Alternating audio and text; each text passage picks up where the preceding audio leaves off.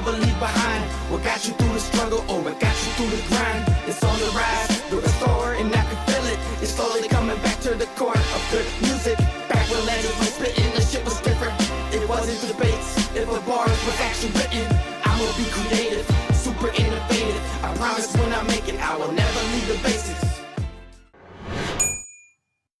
Welcome back to the Be Successful podcast. My name is Brian Elam, entrepreneur and coach for first-time service-based entrepreneurs. I am very excited today to bring you Rennie Gabriel. Rennie has wealthonanyincome.com. He has an amazing story, an amazing journey. You're going to get so much value today out of what he has to share. So, Rennie, welcome to the show. Thank you, Brian. It's great to see you again. It's great to see you as well. So I guess first and foremost, tell us a little bit about your background and your story and how Wealth on Any Income came to be.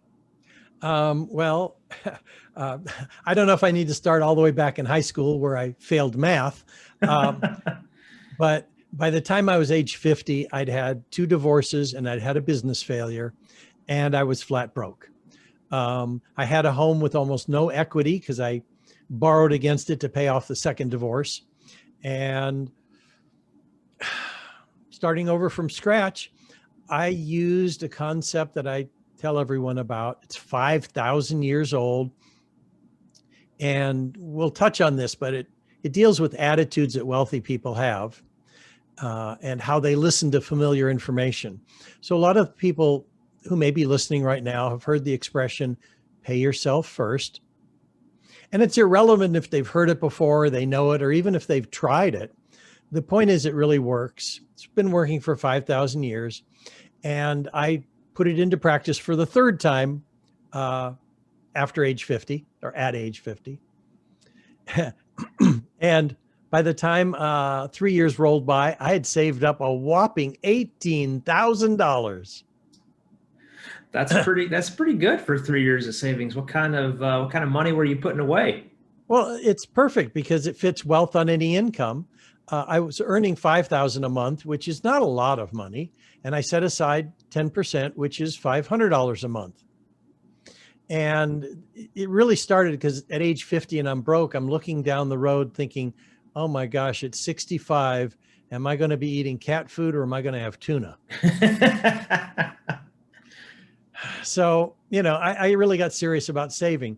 And then I'm remarried for the third time, last time, best time. And she has a real estate she has a real estate person. And he finds this little 3-unit property. He says, we should all buy this together. I'm thinking, well, I don't have any decent credit because, I just came off of 2 divorces. I've got $18,000 to my name and the down payment was $72,000. So my wife chipped in $18,000. So now we had half the down payment and the realtor chipped in half. So the 3 of us bought it together. And in another 6 years, that property grew in value by $500,000. Wow. Yeah. So my little 18,000 turned into 125. And I could see this was working. We bought a mismanaged property that had deferred maintenance and we cleaned it up and re-rented it and increased the rents. So what I did is I went out and borrowed money. This is another attitude wealthy people have. They can borrow money to create wealth. So I borrowed money and we made down payments on more apartment buildings. And by the 8th year, we had 50 units we owned and managed. Wow. Wow. So I went from flat broke at 50 to really multimillionaire in 8 years. Whew. That's crazy. That is crazy. But I was also working, I got to tell you, I was working 7 days a week for 7 years. Yeah, you would have to. You would have to for that kind of timeline. So that speaks a lot to motivation, which is where I wanted to go next with my next question. So what was your motivation at the very beginning for this whole journey? Well, there were 2 of them. The first motivation was the idea that I'd have nothing at 65 if I didn't get serious. That really put fear into me. And that was the motivation to get moving. And About 14 years earlier, I'd taken a class at UCLA on how to buy and manage multi-unit properties. And here was my opportunity to put it into practice.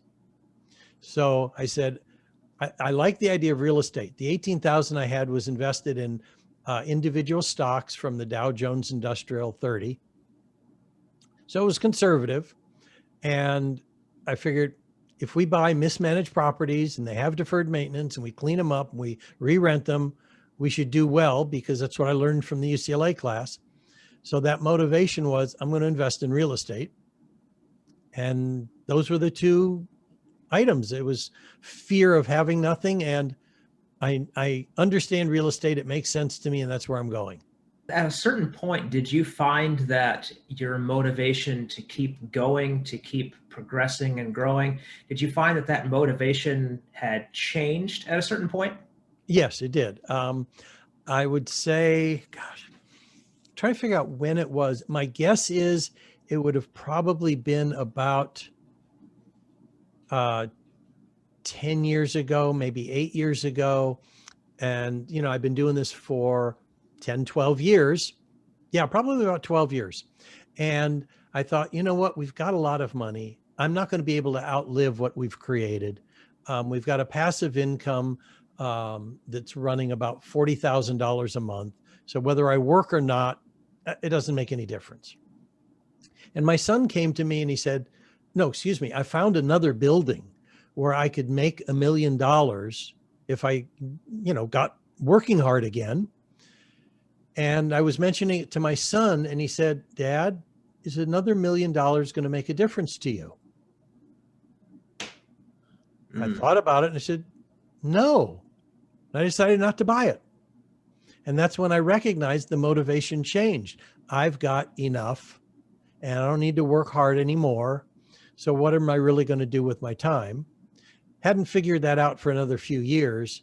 And that's when I started this business where I would train other people how to handle money effectively so that they could become philanthropic, because that's what was of more interest to me. So that's how the motivation changed. So you would say your ideal client is someone who has an entrepreneurial spirit or is an entrepreneur, but also wants to create that residual income and give back to whatever cause speaks to their heart. Absolutely correct. Those are the two things we're looking for. And actually, it's in a reverse order. It's someone who wants to make an impact, to be philanthropic, who wants to donate to the causes that touch their heart. That's the first one. And the second one is that they want to create a passive income so they can choose to work or choose not to work. The first one's the most important. I see. I see. You know, and thinking about it a little deeper on my end, you're absolutely right. It ties back to the very first thing that I teach to my coaching clients when it comes to starting a business is your why. You have to know why you're doing it. And for some people, it may be to support a charity or be philanthropic. But yes, you absolutely have to know why you're doing it, and it's very important. So let me ask you this. Speaking of entrepreneurs and such, you know, people that listen to, you know, my content, this channel, all that, let's help someone out that maybe thinks that they can't do it because maybe they don't make $5,000 a month, right?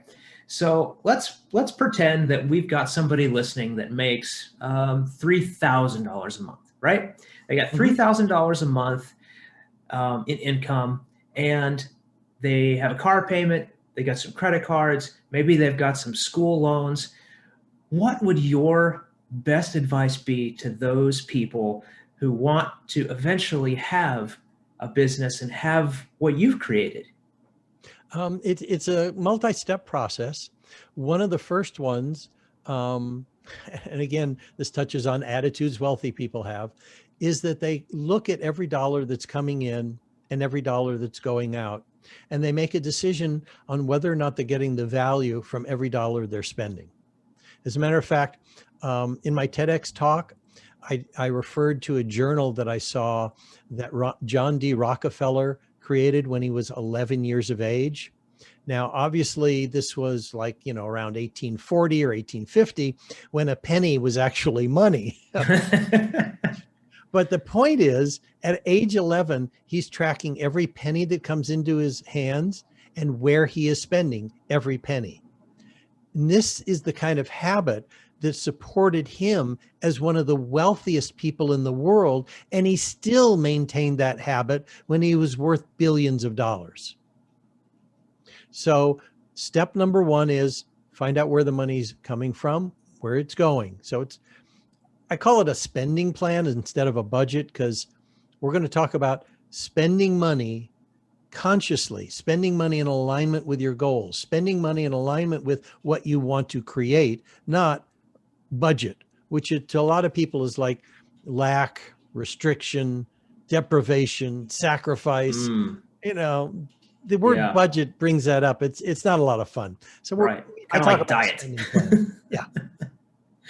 So that's step one. Step two is paying yourself first. And even if it's $3,000 a month, even if it's $2,000 a month, if you can carve out something, and you don't have to start at 10%. So you start at 2, 3%, 5%, whatever it is, and you build it up. Because what I've found is when someone starts that habit, it's like building a muscle.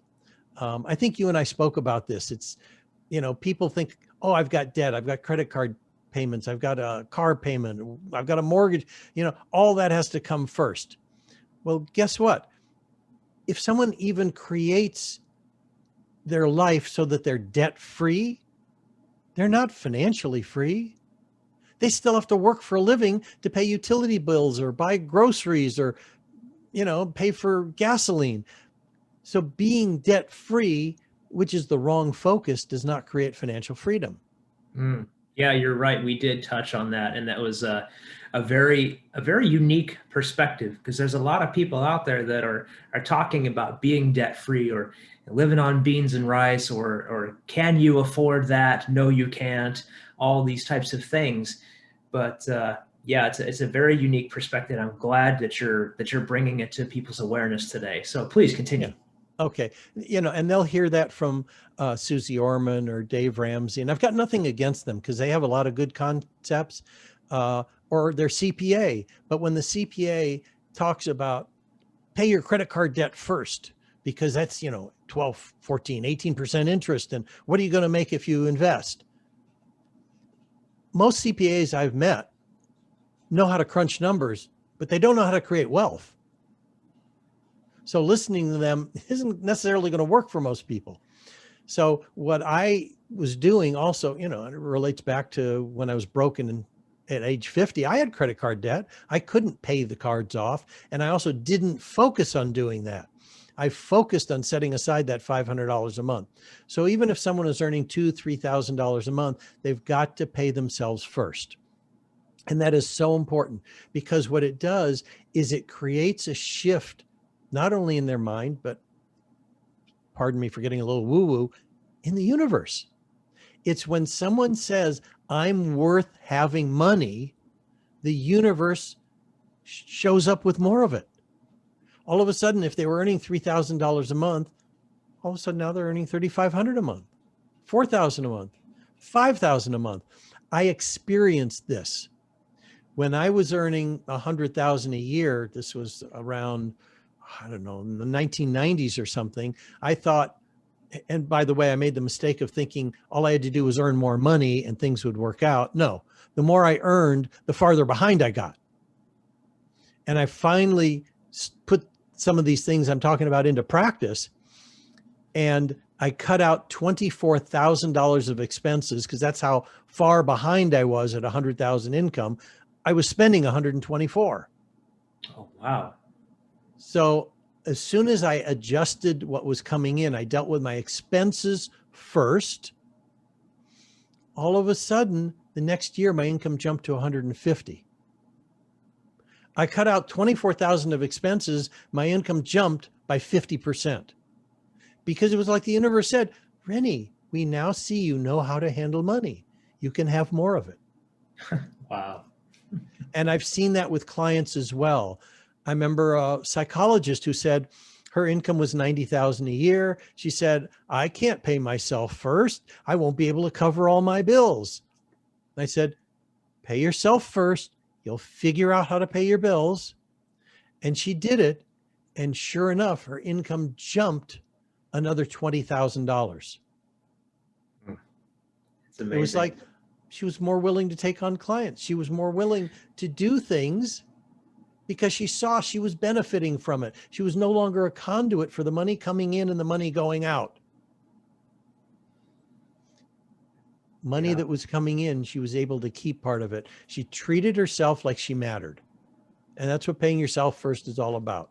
So you were saying how treating yourself like you matter is the underlying foundation of paying yourself first and getting on the right track to not only financially get ahead, but also energetically get ahead.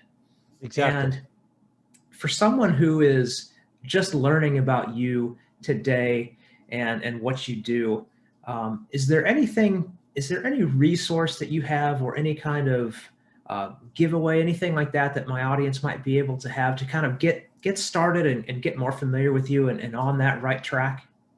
Actually, I've got something really easy. It's what I call a roadmap to complete financial choice. It shows 9 steps to go from wherever someone is to a place where they can become philanthropic and have a passive income. And at the same time, they'll see a little bit more about what I'm talking about with Attitudes of the Wealthy and my favorite charity, which we haven't mentioned, which is Shelter to Soldier, by going to wealthonanyincome.com/TEDx. And they'll get to see my TEDx talk, and they'll get this roadmap to complete financial choice. And I have to bring up Shelter to Soldier because since I don't have to work for a living, 100% of the profits from the work I do supporting other people to handle money effectively is donated to the charity Shelter to Soldier, where dogs are rescued from high-kill environments, and they are trained as service animals for soldiers who've come back with PTSD or traumatic brain injuries, who might have committed suicide. So dogs that could have been euthanized keep soldiers alive that might have committed suicide. Wow. That is an amazing charity. As a person, as a dog lover myself, I'm 100% on board with that. And I also love supporting veteran businesses, veteran-owned businesses, because it feels good. You know, these people, they sacrifice themselves and their lives to go and give us the freedoms that we enjoy, and to be able to support them and their businesses that they start. I really resonate with that. So if you're looking to get on the road to financial freedom, have a residual income that can support you and your family for the rest of your life as you go through your entrepreneurship journey, please get involved with Rennie at wealthonanyincome.com/TEDx. See what he has to offer, pick up that roadmap, and just get going, because you are worth it. You are worth it, and you do deserve success.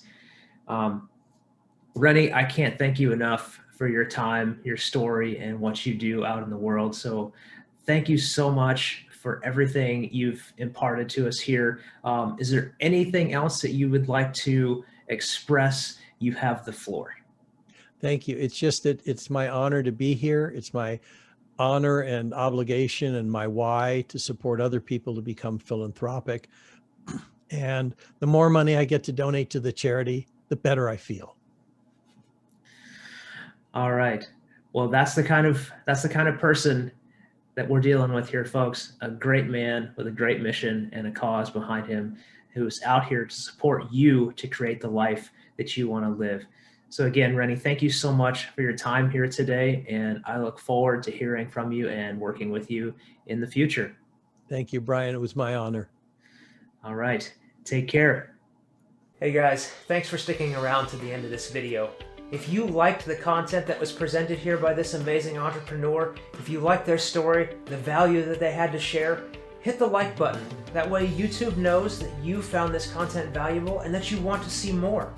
Speaking of spreading value, if there's someone in your life that needs to see this content, they're starting a business in this niche, please share this video with them and help guide them along that journey. Also, if there was something that was just mind-blowing, an aha moment, or something that you really did find valuable, let me know in the comments down below. What was that? What was that piece of information? And if we missed anything, let us know that too. Or if you're looking for a certain entrepreneur or a certain niche, let me know. That way I can reach out to my network to get you the value that you're looking for.